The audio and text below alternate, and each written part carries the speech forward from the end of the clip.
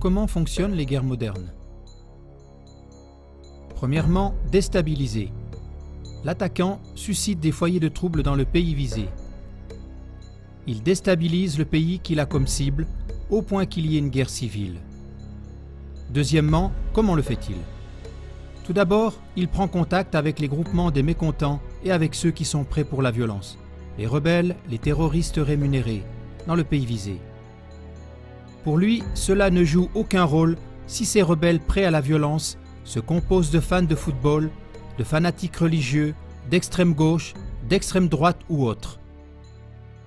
Ils doivent seulement être violents, de sang-froid et loyaux. L'attaquant présente à chacun de ces groupes un avenir meilleur avec le droit d'intervention et beaucoup d'avantages. Ainsi, chaque personne motivée combat, peu importe par quel biais, pour imposer ses objectifs individuels. Toute unité terroriste ainsi formée accepte temporairement d'autres groupements d'un tout autre genre. Initialement, chaque groupe voit seulement des avantages dans la force de frappe commune. La devise est « synergie par-dessus tout, frapper ensemble, marcher séparément ». L'attaquant forme ainsi des groupes terroristes hétéroclites. Si un groupe rebelle extrémiste ne veut pas du tout se mélanger à d'autres qui pensent autrement, cela n'a aucune importance pour l'attaquant.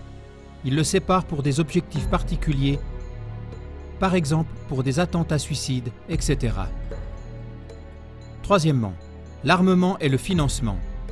Au travers de mercenaires de son propre pays ou d'un autre pays, il forme les groupes de rebelles rassemblés préalablement en groupes de terroristes. Dans la mesure du possible, il fait cela en dehors du pays visé. Pour ce faire, il installe des centres de formation secrets le plus près possible de l'endroit visé. Si cela n'est pas possible, il les fait venir d'ailleurs. Il livre aux rebelles des quantités d'armes et de munitions à volonté. Il paye les rebelles pour aller au combat. Quatrièmement, l'attaque. L'attaquant étranger met en pratique son plan de combat de façon ciblée. Suivant la stratégie, il attaque aussi de façon ciblée des personnes civiles.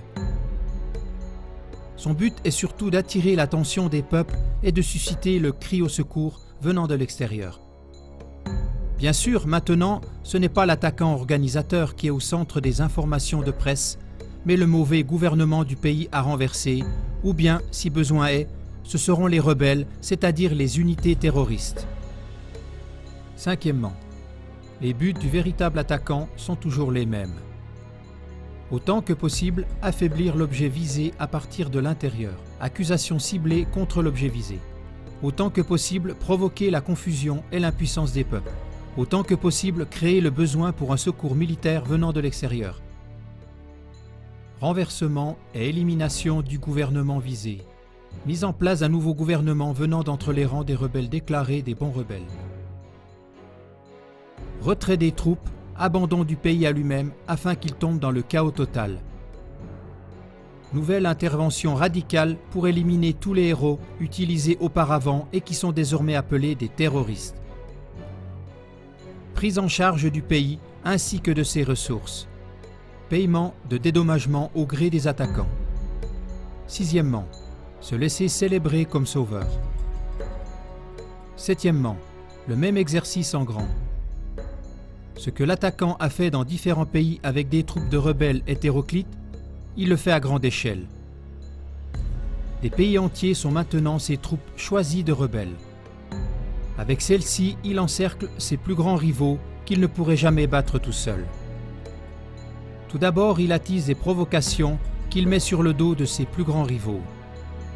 Il amène ces pays rebelles choisis à attaquer avec leurs propres armes et leur armée contre son plus grand rival. C'est seulement quand tous les pays ont tiré leurs dernières munitions, qu'ils ont perdu leurs meilleurs éléments et qu'ils sont ruinés que le véritable ennemi de l'homme, le véritable attaquant et belliciste intervient pour maintenant les vaincre tous ensemble. Qui sont les grands perdants? Tous ceux qui se sont laissés envoûter et utilisés par cet attaquant et belliciste retors.